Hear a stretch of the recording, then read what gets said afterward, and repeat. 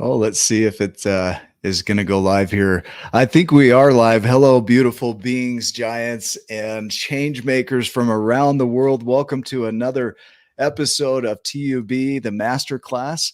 We've got another great show for you, so hang tight.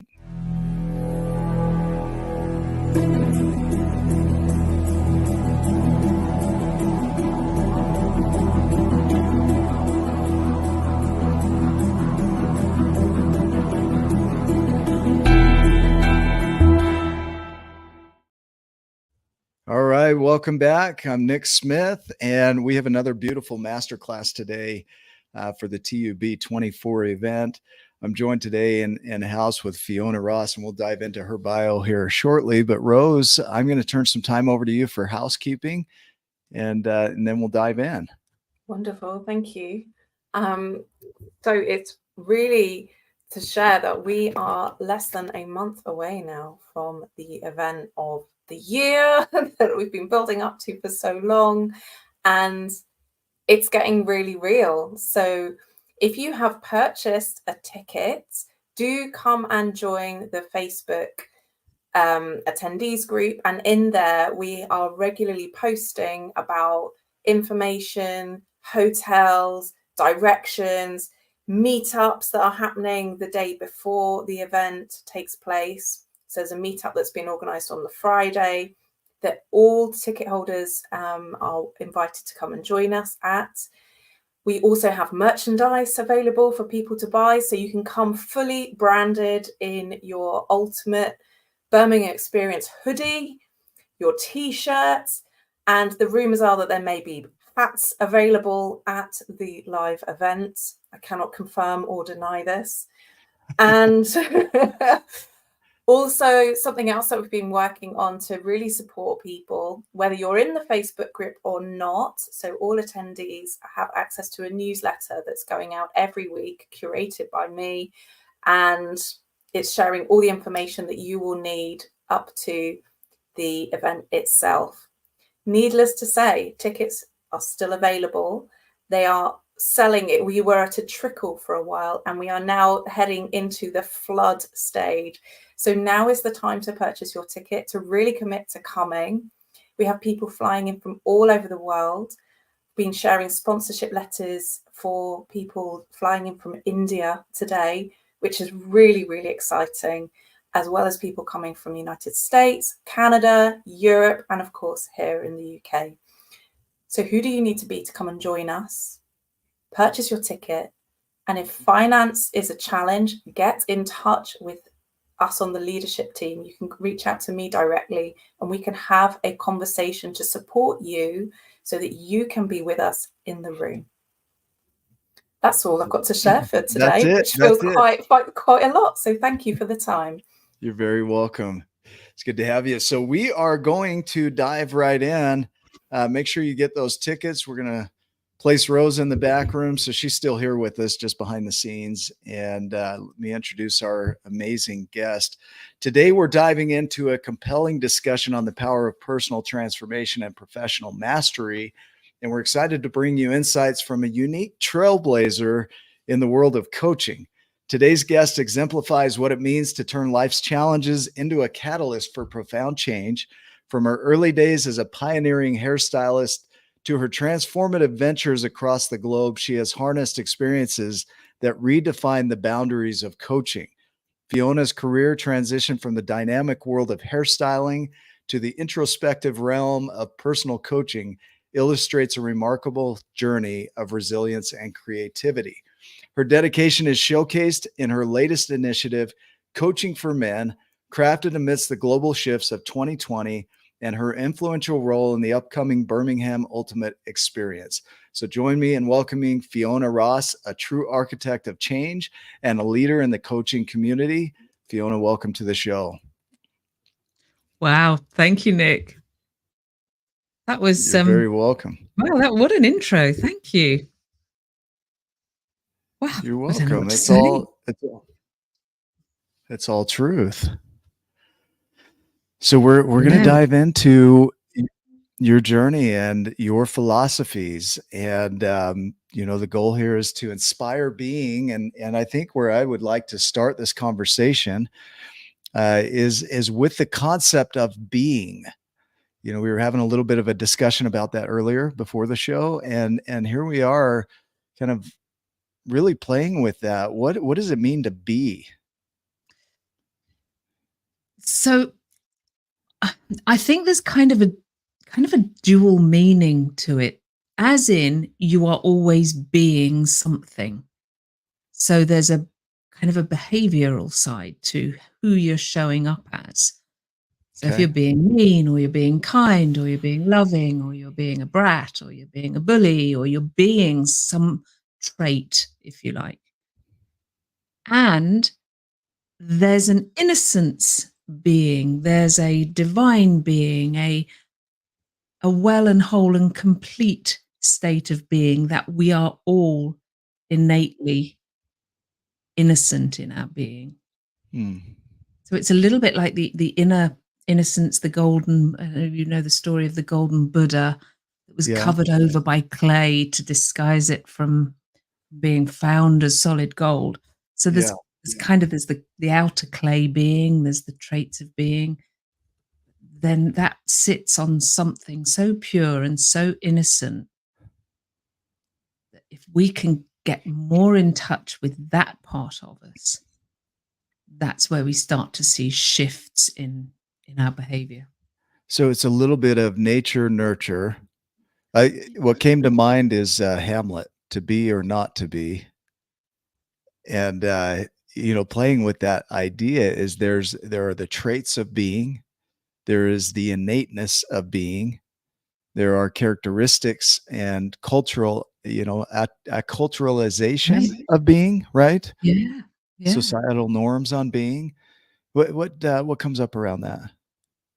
It's interesting you say that. I remember somebody many years ago saying, if a Western person was suddenly found themselves in the street naked, they would cover their parts. And I believe, don't quote me on it, but I believe they said if a Japanese person suddenly found themselves naked in the streets, they'd cover their eyes. Huh. And that kind of illustrates that culturally we have different norms, different things that are acceptable, different cultural spaces, and all of this affects who we're being. And let me dive into, I'm going to pull in the book a little bit. Okay. The Ultimate Coach, the book on being, right? Everybody references that, and it's a foundation for what we're doing here. Yeah. And what do you think that book brings to the table in regard to being? Ooh, everything and nothing. Okay. Yeah. Is a quick answer. For me, so the very first time I read the manuscript, well, I read half of the manuscript. I didn't complete it in the time agreed, so I had to delete it. So when I finally got to read the book, I read the back cover and I read the first 2 pages, and then I went on and I read it about Steve, because that's what you do. You're like, the first time you read it. Yeah. Yeah, I think there are some people who don't, but I think a lot of people don't understand the concept of reading it about themselves. Yeah. So it wasn't until the second reading and this idea that when you read it for the second time, you're not the same as you were when you read it the first time. Yeah. So on the second reading, for me, that was where it was like, oh, okay. Now I'm picturing myself. I don't know. The chapter that really stood out for me was the chapter where they're talking about Steve's mission and how he's going knocking on doors and having doors slammed in his face. And I imagined me being that person who was, and how I would have dealt with having doors slammed, and who I would be, who would I need to be able to be as okay with no's as Steve was. What he learned from that 2-year experience on his mission, how that developed who he was being as a human being. So I was able to then look at it from, wow, how would I deal with that? Who would I need to be to deal with it in the way he did?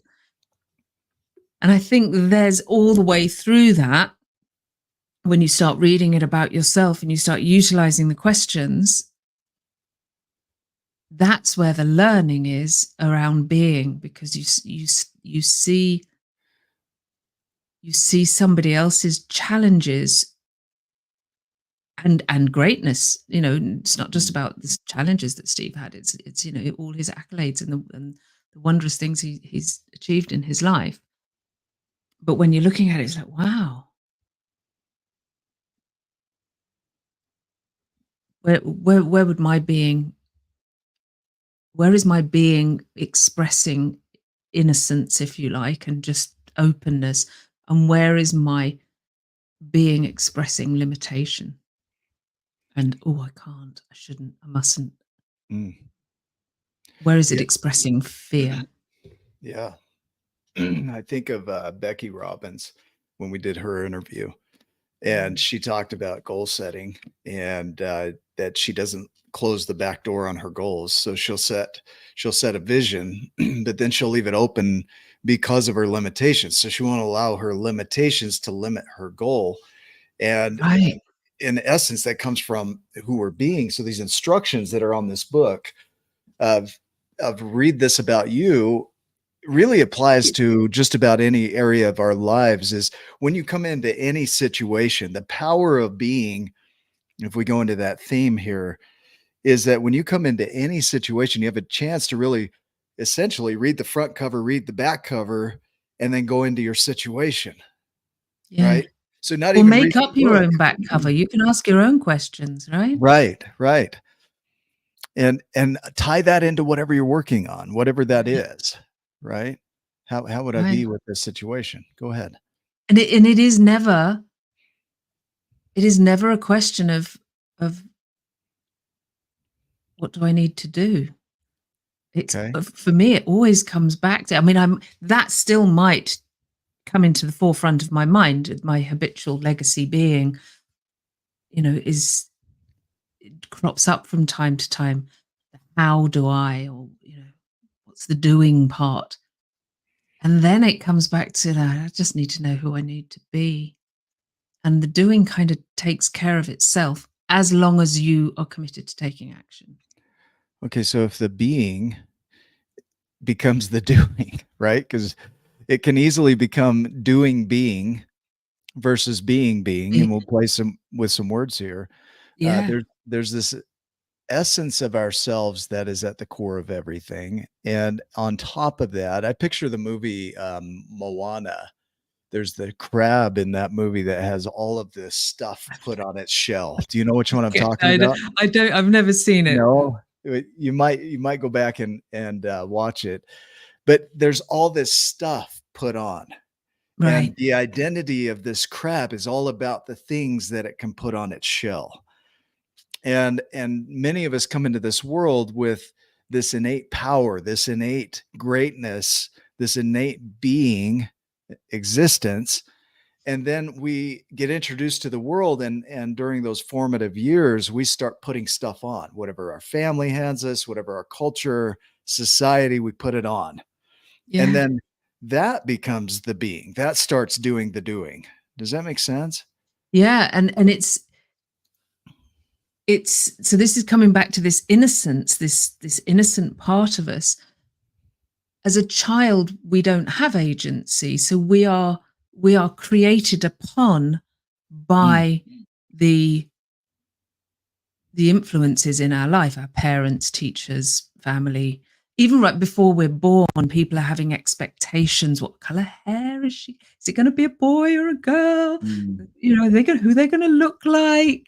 Is he going to be a brilliant, or is he going to be stupid? You know, there's there's the moment you exist in cellular form, and your parents know that you're there, you're being created upon.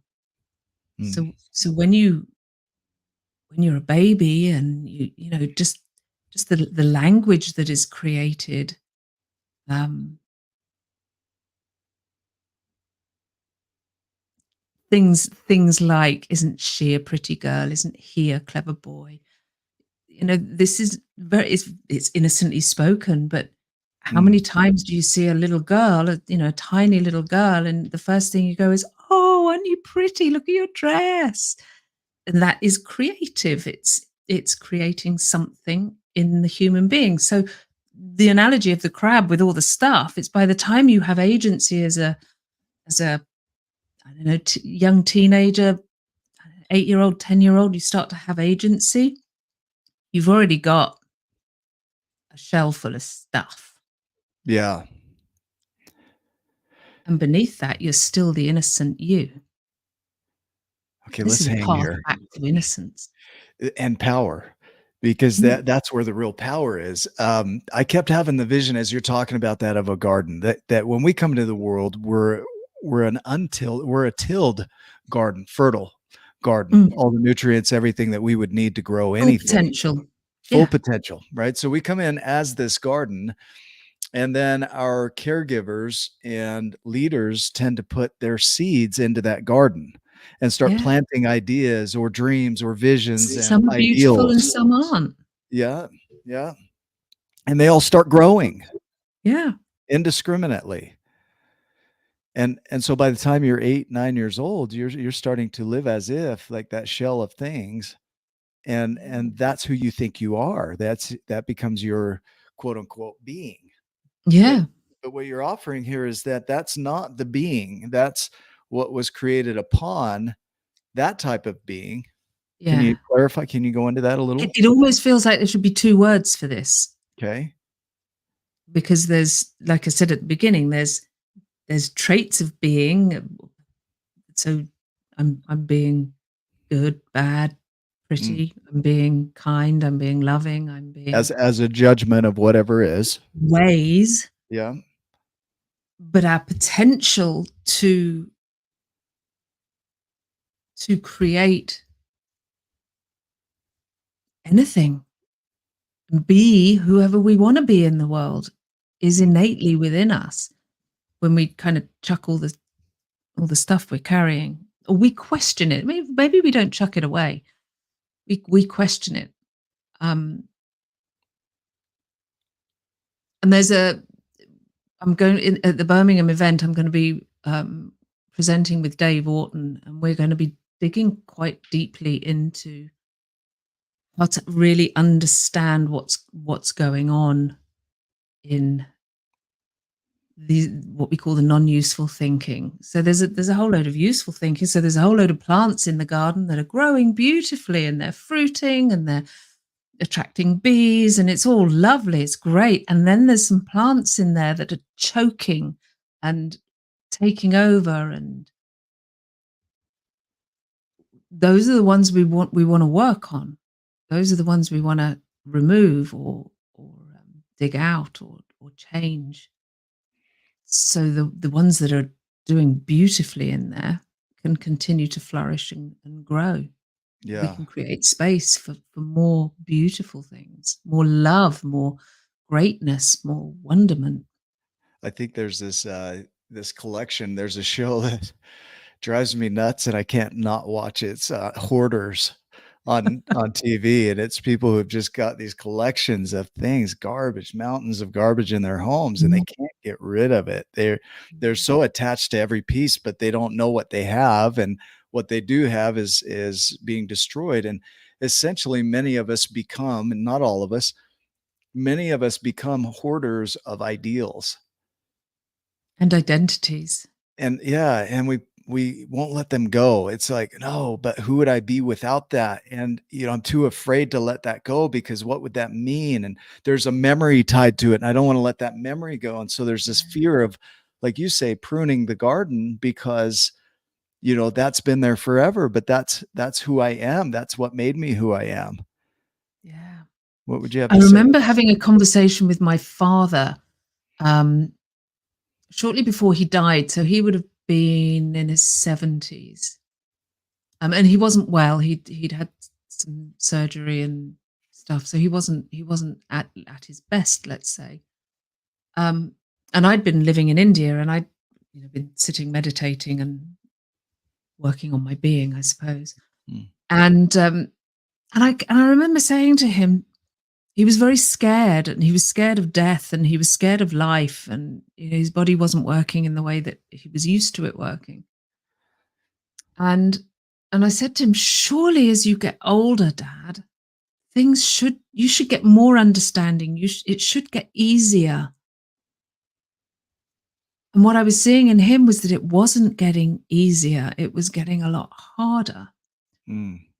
And I think it can get easier, because I think what was happening for him was he was collecting all the stuff on his shell and making stories and meanings and things. Whereas I think if we can keep trusting in the fact we are innocent, whole, complete, we have everything we need despite circumstances, at a I don't know, spiritual level, at a very deep level, there's nothing to fix or change. Mm. And that's what we're built on. That's what we're grounded in. If we can ground ourselves in that, then it should get simpler. Life Yeah. should become, even in adversity, even with the stuff that life throws at us as we get older, and the things that happen through life and the things that challenge us. If we can ground ourselves in our innate being, if you like, you deal with it differently. It's not that anything out there changes. It's that how you meet it changes. Who Yeah. you're being when you meet it changes. I think there is a lot of undoing. As you know, in my world, I speak from being a giant, as an innateness that we all have, is that potential is already ingrained in us, Yeah. similar to a seed. It's already in there. It just might not express because of the environment, but the potential has never changed. If a seed never gets planted, it never grows. And at the same time, if it's in an environment where it doesn't get the nutrients, it also doesn't grow. But many people might use that as an excuse, and that maybe that's a harsh word. A narrative would be a better word, Yeah. that I can't because, and I can't become my potential because, and I think Byron Katie says it well. She says, as long as you think the problem is out there, as long as you think it's someone or something else, there is no hope. You're suffering in paradise. We Right? nurture the limitations, right? Correct. Yeah. And it's so easy. Why is it that it's so easy to nurture the limitations? Yeah. Why is it so easy to nurture the limitations? That's a great question. Because there are edges, I think. When I think of limitations, I mean, we're taught limitations, aren't we? Don't touch that. Don't stand on the edge of the pavement. We're taught where the edges are from the moment we're moving around as little tiny things. I can remember I was allowed to cycle to the end of the road, not past the lamppost, Yeah. and you have to turn around, come back. So our whole childhood is teaching us the limits. You must know your limits. I've heard that said. I'm sure that's my father's voice echoing through my brain as I hear it. You must know your limits. So again, I think we're nurtured into seeing limitations more easily than we are able to see possibilities. There's And research. it is knocked out of us as children, isn't it? I think it is. Yeah. It's conditioned. Yeah. It's As not safe outside of those limitations. I had some unique growing up. You know, I'll call it that. Growing upness. I'll make up a word here. They call me George Bush. Um, the idea that you know, when I was a kid, we lived on 80 acres of land out front and 10 acres out back. And my Wow. mom was always at work and there were a lot of kids. And so it was easy to disappear. And I would go wander the land and explore, look for frogs, look for snakes, look for, you know, get ticks in my hair. And there was no limit. I could come and go and explore and be in that freedom in this world of imagination. And everything was imagination in that. And then we moved to the city and that all restricted it. It confined down to stay safe, stay close, really a lot of learning around how to be fearful, right? Because as a kid, I wasn't afraid of anything. There was a story. I was a little kid and I found a pile of snakes. And so I collected them all and put them in a bucket and I took them home, and my siblings told me that I had collected a bunch of rattlesnakes. So luckily I didn't get bit, but I had no fear, But right? you had no fear, so why would they bite you? And Yeah, that's and the they didn't. innocence, you see. Right there, it's not ignorance, it's innocence. Yeah, yeah. Ignorance comes from ignore, right? It's like I'm ignoring the Yes, yeah. danger. Innocence comes from innocence. I don't know. It's Yeah, that yeah. is that purity. And it's So why powerful, it's right? really powerful. It's really powerful.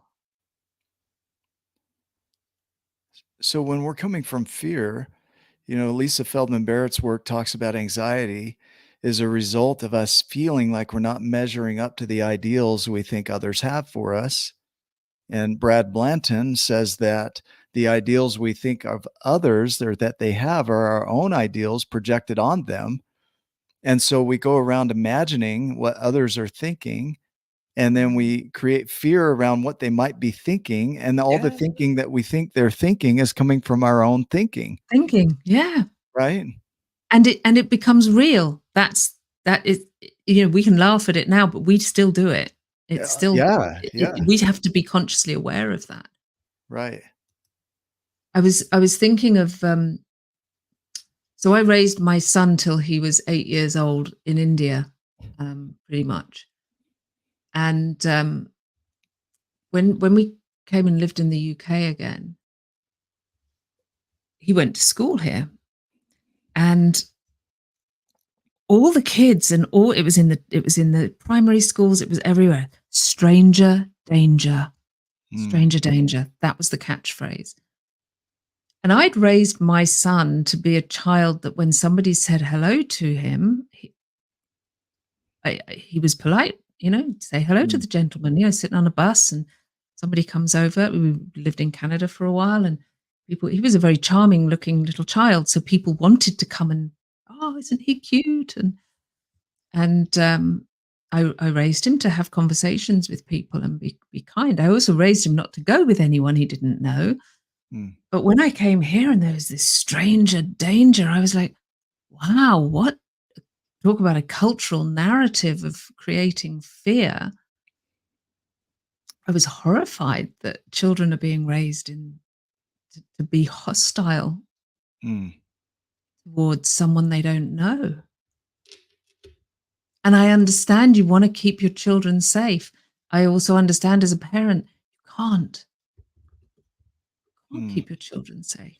It's the thing that you can do, the best you can do for your child is give them awareness of their own power and of their own greatness and their own giantness.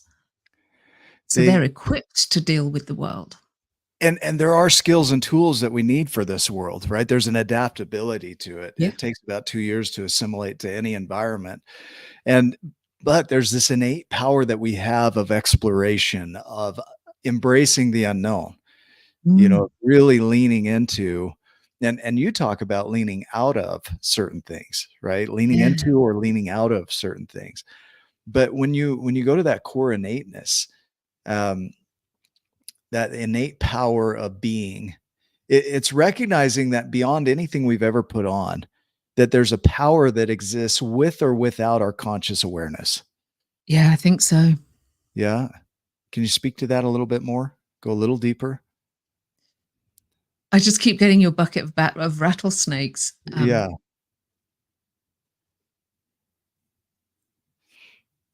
It was that example is pure nature. It's pure. You were, and I'm not a deeply religious person. I believe that there is some, I don't know if you've ever seen something that is dead, whether, something that is no longer living, and a mammal that is no longer living. Mm-hmm. Something's gone, right? There is an animation to us, to life. And when something is dead, the animation has gone. So for me, whatever that animation is the one might call it God, one might call it spirit, one might call it whatever. It's that for me. And I think that has an innate power to it. The rattlesnakes knew you were not harmful to them, and they couldn't eat you. You were way too big to be eaten, so why would they bite you, right? They definitely bit at me, but I thought, that's what snakes do. But it's interesting that animation, animal, right? An animated thing, a creature, just like us, that when that's not there, there's the body might still be there, but the animation is not, the essence is not, right? And just while we're talking here, looking up the word poder, power, the to be able to do something. It's the ability to do something is in all of us, to be able. And that's where power comes from. And you think of the creations that come from man, all of the things that have been created, all the materials for those creations have always been here from the beginning of time. They have never not been here. They were in another form. And the power of humans was that we were able to take what is and transform it into what we see today. And that ableness to do that is the power that humans have. And that in essence is the being that's at the core of all of us, is we have the ability to do these things. Now, what gets conditioned out of us is the other story, right? Yeah, kind of the persona, isn't it? It's Yeah. It's the human versus the animated piece. Okay. I read a book some years ago, and it was called One Law, One Truth. I Am, I Create. And it was a series of discussions this lady who wrote the book was having with God. That was in her. So God was speaking to her through her, and her husband was asking the questions, and he was quite a pragmatic guy, so he was asking some quite interesting questions. And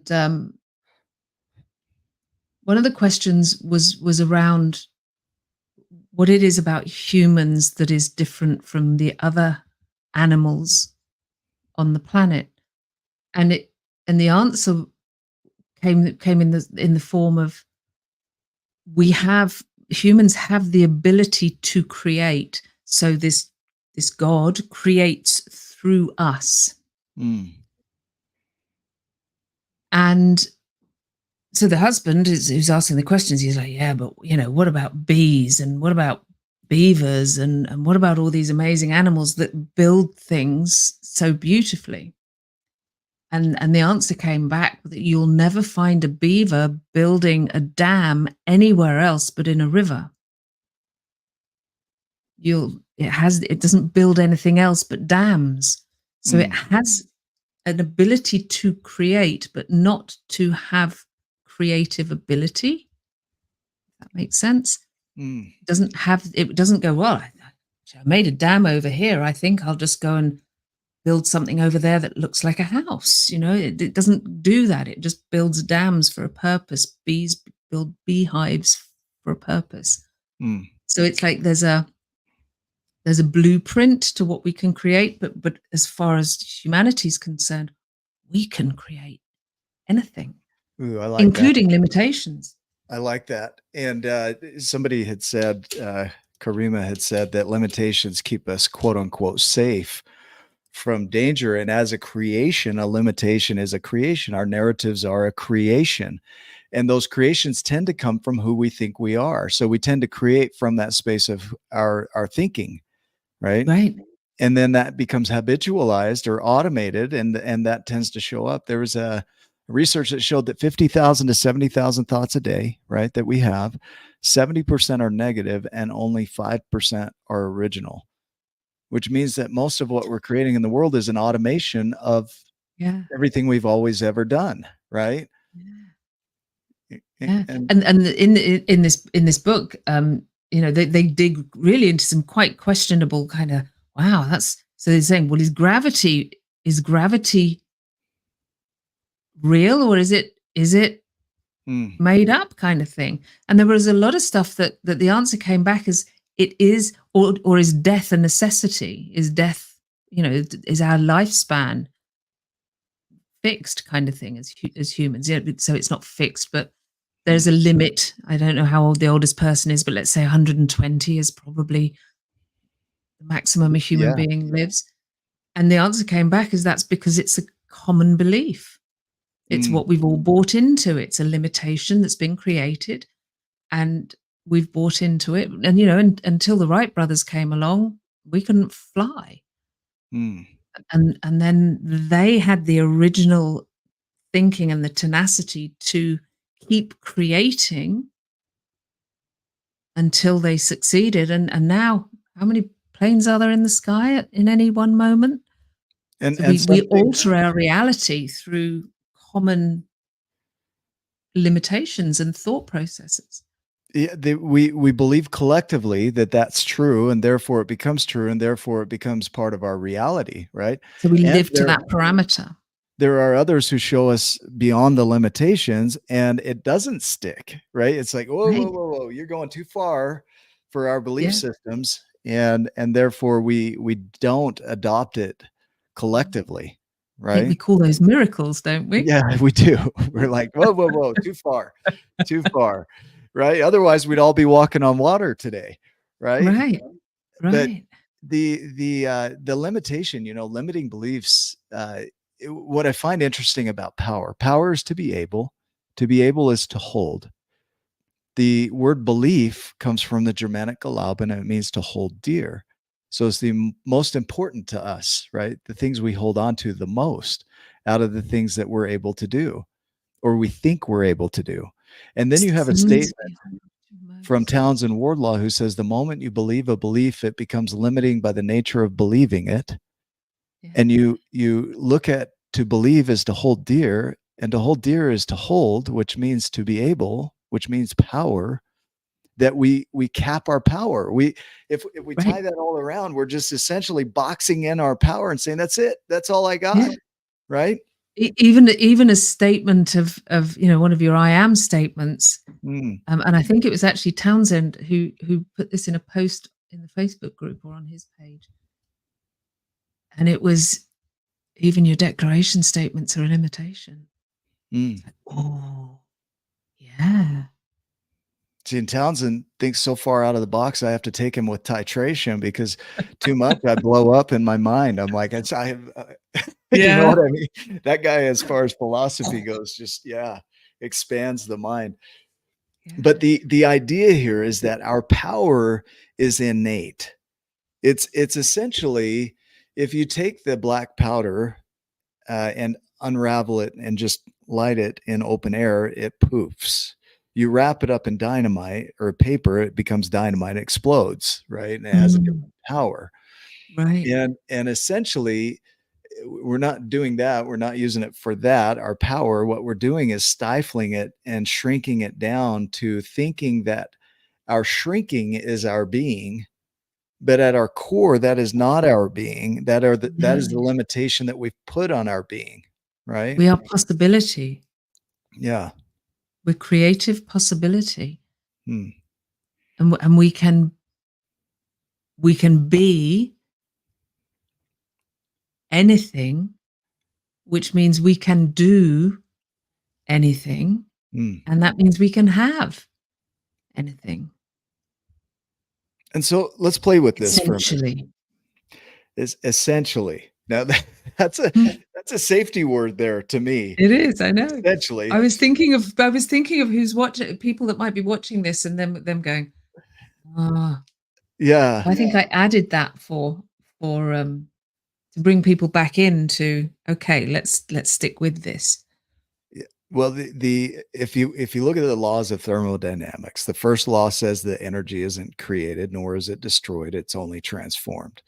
And our ability as humans is the ability, like you said, to step out of the confined creation that a beaver or a bee might have, where they create one thing and that's all they create for their entire life. Humans have the ability to create just about anything we can imagine. And so we step out of the confines of that and we're able to create anything, and all of the materials that we need to create that are here. We just have to transform them. But what keeps us from transforming them are the limiting views that we have around our ability to transform them, right? Which I just added on the end of my sentence, right? Essentially. Right? And there it was, in perfect illustration of how we do it. Yeah. We question ourselves. Yes. And then we go,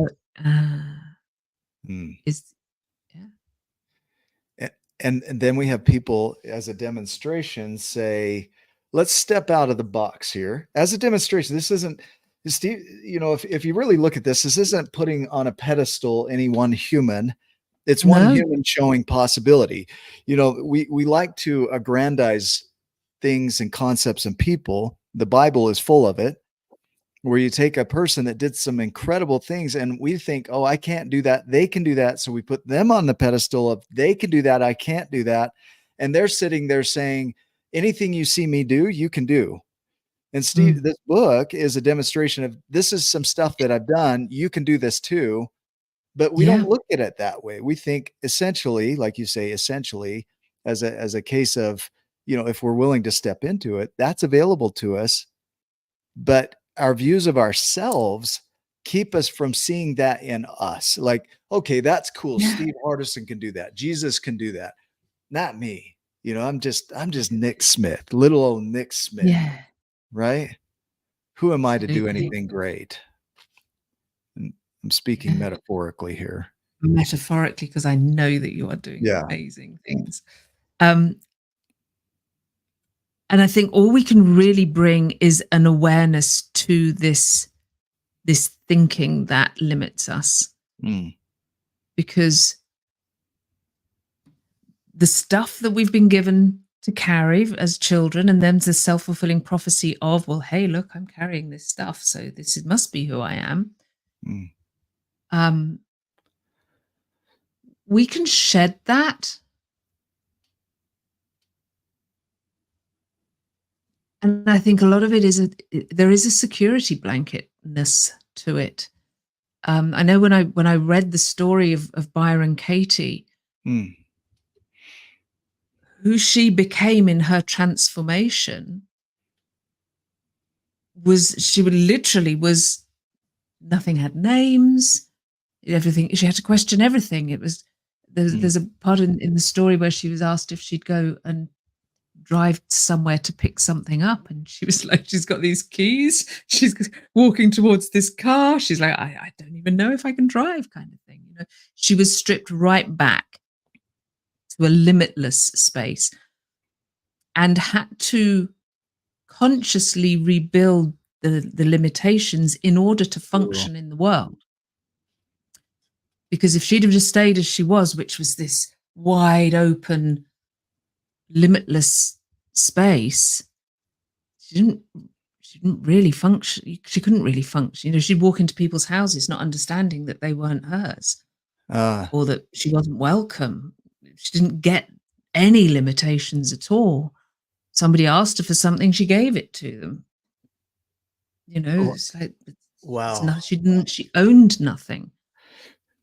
So that's a very profound, and I have not experienced that. So I still have a lot of my shell is still covered with stuff.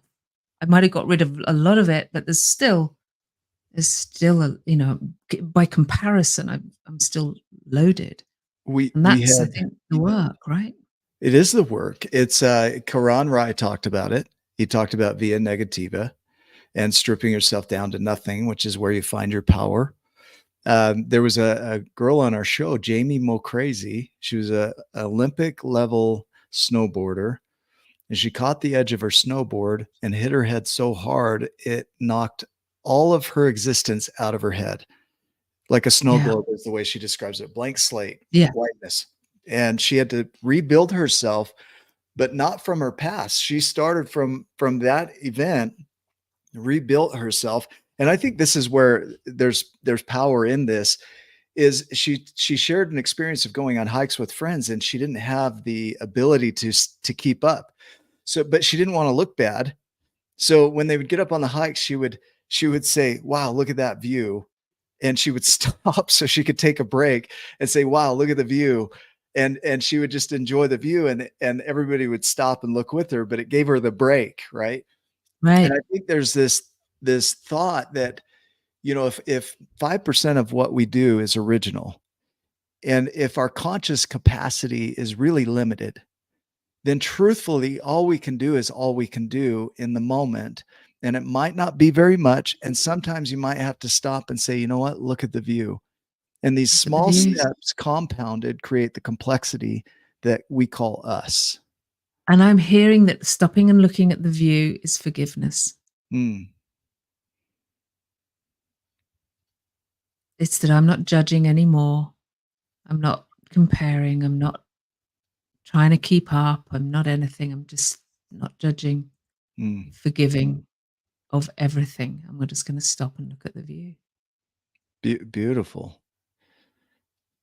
That is a chance, like Byron Katie, like Jamie Mo Crazy, to reset and rebuild and really shed the shell, so to speak, for a moment. Even if it's for a moment, it gives you a glimmer of what's possible from there, right? There's an amazing book by Jill Bolt Taylor called My Stroke of Insight. Highly recommend this book. So she was I believe I've got the right word. I think she was a neuroscientist. Okay. I think she was a neurosurgeon. I think she was a neuroscientist. And she was very young, and she's in the shower, and she starts having a stroke, and she's aware of what's happening, and she documents the shutting down of her brain as she has this stroke, and she's trying to dial a number, and she's trying to dial it by pressing numbers, but her hand isn't working, so she's using the other hand to dial the number, and she thinks she's speaking to the person on the other end of the phone. She thinks she's saying, "You need to help me, I'm having a stroke," but she's not. She's just, all they can hear is because her speech doesn't work anymore. Wow. And she ends up in hospital having lost her capacity to do anything, including label things. So she said people would come, like the ward orderlies in the hospital would come into her room and say, "Would you like a sandwich?" And she said by the time she'd processed sandwich, would I like one? I don't even, by the time she'd actually knitted through what that, they'd gone. So she was, and she literally had to relearn everything, speaking, talking, walking, the whole thing. And her mother came and nursed her. It's a beautiful story of her mother coming and nursing her adult child, as it were, like a child again. And she made a full recovery. Amazingly, she made a full recovery. But just this idea that she didn't even know the labels. There was no names for anything. So all the limitations disappeared, and she spoke of having to make a conscious decision to want to She said it was so blissful not having all the labels and not having the thinking. She actually had to make a conscious decision to want to come back and relearn all of that, because she was in some right-brained, labelless bliss. That is so, like, to me, hearing this is so profound. It's so deep, so at the core of everything, is that at our essence, we are everything. And in our minds, we're not. Right. Yeah. Exactly. Yeah. At our Imposters. essence, We we are feel everything. like imposters, judgmental of ourselves, Yeah. and carrying forward who we thought we were through our whole life. And what I hear in this is this opportunity to really slow down with, and it is a slowing down, because automation is fast. When you can habitualize something, it's fast. In that Daniel Kahneman's book, The Thinking Fast and Slow, he talks about the difference in thinking, and most of our thinking is fast, Yeah. right? And the slow thinking is where we really slow down with, who am I? Who do I say I am to the world? Who do I speak myself to be? Right. And am I really that? To question it. Is that true? Is that who I am? And then on when you stretch that a little further, you can see that if that's not really true, you can create yourself as something different. Hmm.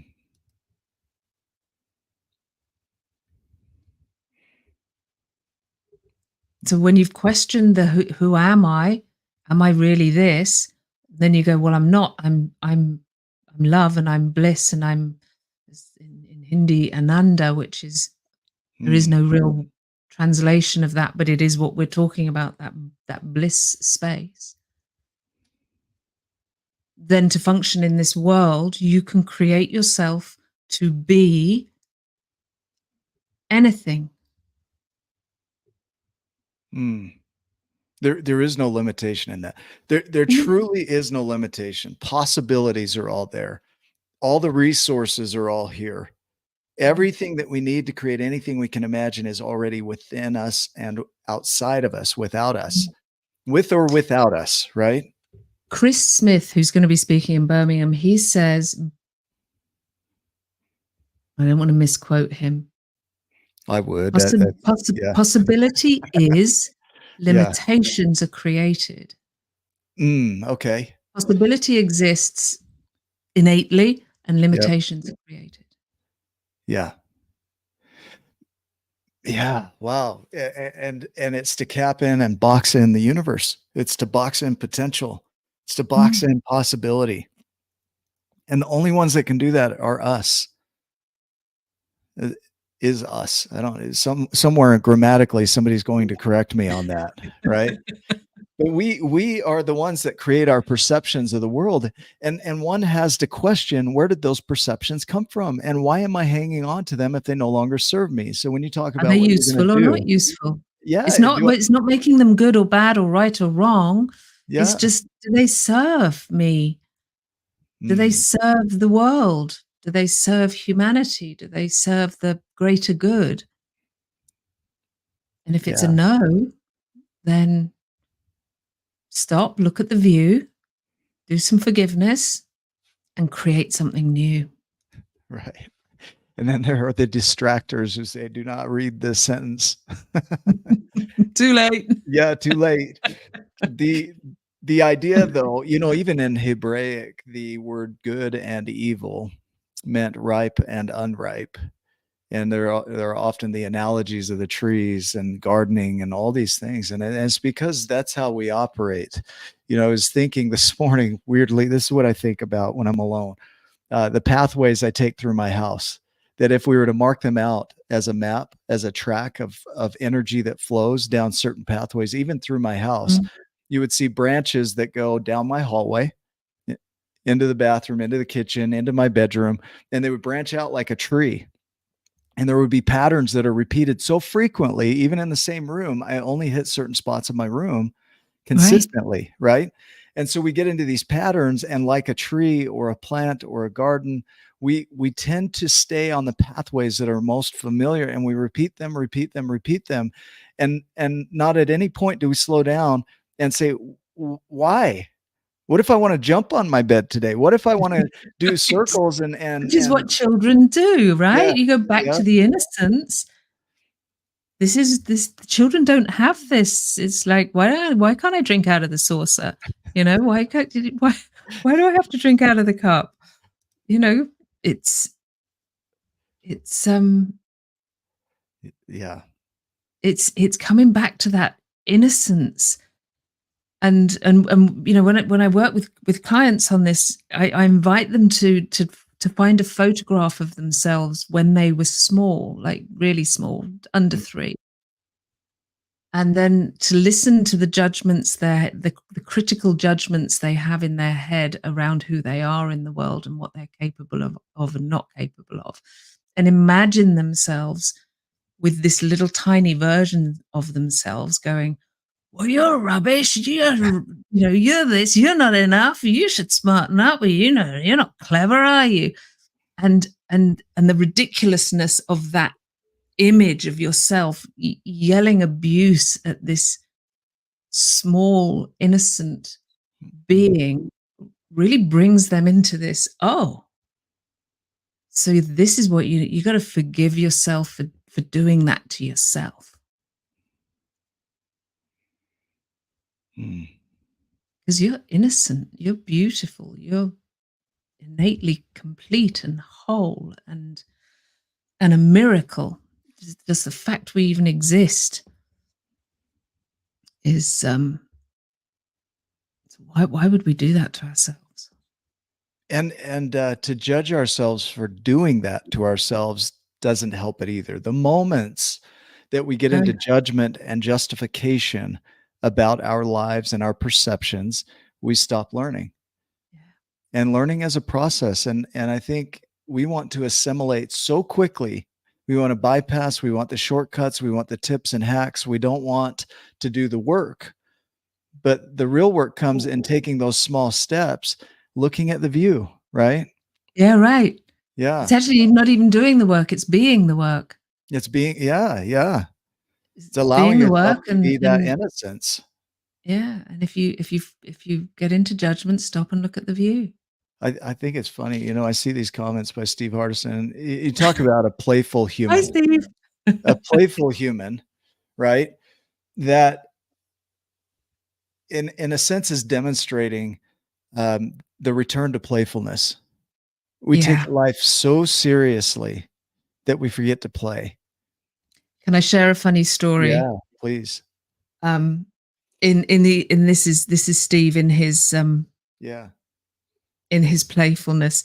So it was after the London event, and I'm waiting with Steve and Amy. We're taking a taxi I'm delivering them to the train station, and we're in the lobby of the hotel. And I've never told this story before, so here we go. We're going right out there, and I'm talking with Amy, and Steve's there. He's got his red jacket and his Union flag socks, and he's doing his. And there's these ladies sitting in this a group of ladies, maybe 5 or 6 ladies. And he's over there and he's talking to them and he's having a blast with them and he's thanking them for being there, and he creates a little competition for them and he gifts one of them a book, and it turns out they weren't at the event at all. They were just there for some other completely other reason. Yeah. And he just came over. He was laughing. He's like, kind of, look what I did. I thought they were part of our thing. I didn't realize. And he was just like an absolute, there was no embarrassment. There was just fun and laughter. And he was just playing in the garden, you know, just there playing in the garden. And it was just lovely to watch, because it was like, I don't think any of them were in the room, Steve. But not many people would do that. Not many people would be that. And it was so refreshing to experience him in that full innocence and childlike place of just exploring, and they loved it. The women were they had a great time. They had a You wonderful time with him. you're giving me fresh perspective on ageless concept that unless you become as a child, you can't inherit the kingdom of heaven, so to speak. This isn't a religious thing. But think about this. Unless you return to that playfulness, you're not going to experience the bliss unless you can return to that. And that might feel out of reach for some people, but that's really the target. Is your power comes from playfulness. It comes from that return to innocence, that return to love, that return to just the essence of you at your core. There's no proving, there's no becoming, there's no showing off, there's none of that, no judgment of yourself. It's just pure playfulness and pure love. And that's what ripples out. Yeah. That's My mother powerful. always said there's no pockets in shrouds, as in you can't take any of this with you. There's none of it. So you're going to arrive without it all. So whatever happens next, whatever your beliefs are, whether there's heaven or you're reincarnated or there's nothing on the other side of this, there's none of this comes with us. So you better hope that you're having some fun when you and being childlike and open and accepting of what is and all of that when you get there. And playing and being playing, right? Being that essence of love. That's what ripples out. And this event, I know we're at time here, is that. And I want to grab one more question out of you. Okay. If there was something that you wish I would have asked or something you wish we would have talked about during the show, what would that be? What comes to mind immediately? The very first thing is, Fiona, can we have dinner when I'm in Birmingham? Fiona, can we have dinner when I'm over there? You absolutely. Yeah, good. Let's do it. I'm so looking forward to this because it's more than the messages that are going to come out of there. Everybody that gets up on that stage for this event is a demonstration of possibility for those that are attending. And it's not that we're at any level beyond theirs. I look at my life and I'm like, who am I to be on stage with these people? So the judgments come up. Yeah. And at the same time, I'll be up there speaking and for somebody else, they'll be looking like, that's a possibility for me. I have that in me too. And that's what we're trying to do. I invite everyone to stop and look at the view. Come to Birmingham, see what's there for you. There's endless possibilities in that room. And just come. The world will look different on the other side of those 2 days. Whatever you bring into that space has the potential to be transformed, transmuted into whatever you want to create it into. So if you come with a bunch load of judgments and you're going to sit there and criticize everyone, maybe you'll create something that isn't so beautiful.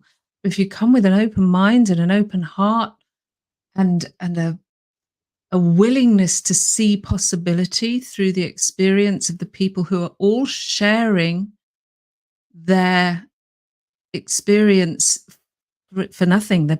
Everyone's paying their way to get there. There's nobody, everyone's, all the speakers have bought their own tickets. Everyone's paying their flights if they're flying in. Everyone's doing this for you. And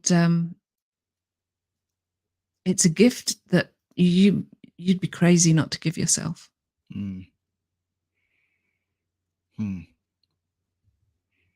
Thank you, Steve. That's beautiful.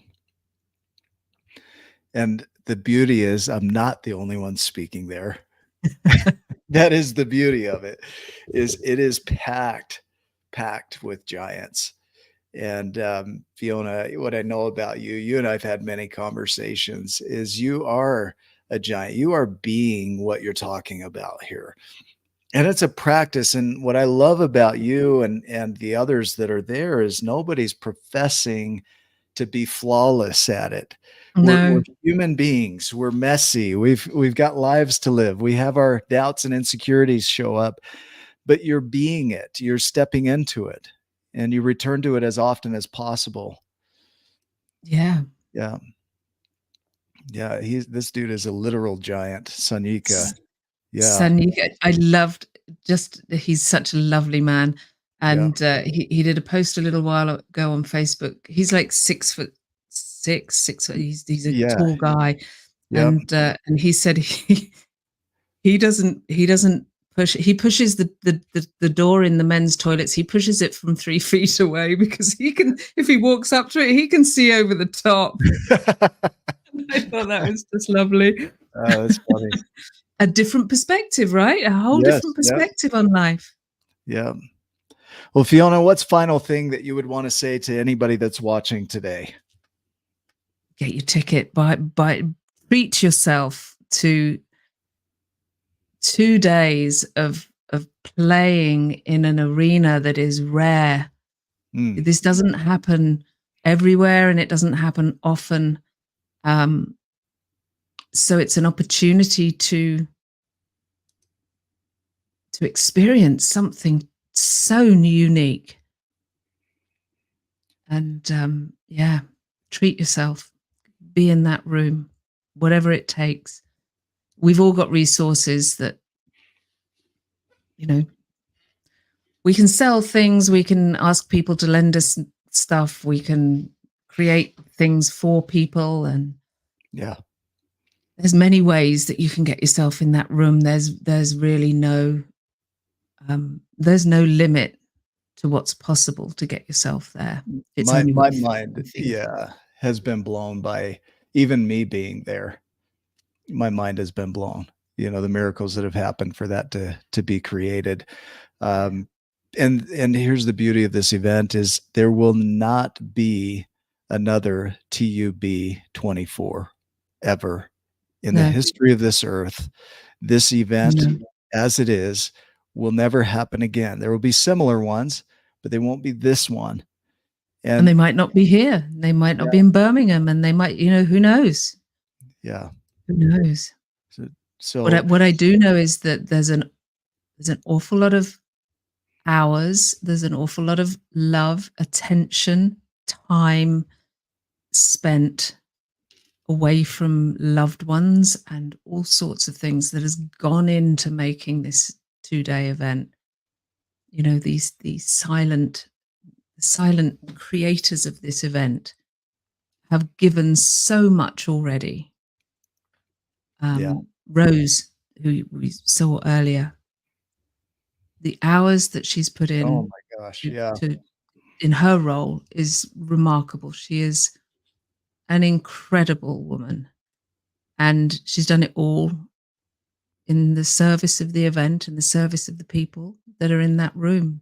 So if you want to be the receiver of that much love and care and attention and dedication, and Rose is one of several who are doing this work. Go and receive your gift that they are giving you. I love that. For those that are watching, for you that are watching, because I know there's somebody on the other side of the screen, and I see you. I see your eyeballs up on my screen over here. So speaking to you directly this is your chance to fight for instead of against something that could really serve you. And so do it. Go spend the time, dream about it, pray for the miracle of it being created, ask for what you need. It's available to you. This will be a powerful event. And so please do your part to be there. And you don't have to know how or the timing. All you need to do is act and trust with a confident expectation that you're going to be there, and let the miracles play out. So thank you for watching. We're going to wrap up on time here. Fiona, thank you so much for your wisdom and for being on the Thank you, show. Nick. It's been I'm a glad. pleasure. I love being with you. So for those that are watching, keep watching. We got more master classes to come, and I am excited. We are less than a month away from seeing you in Birmingham. Go make it a giant day, and we will see you in the next video. Bye.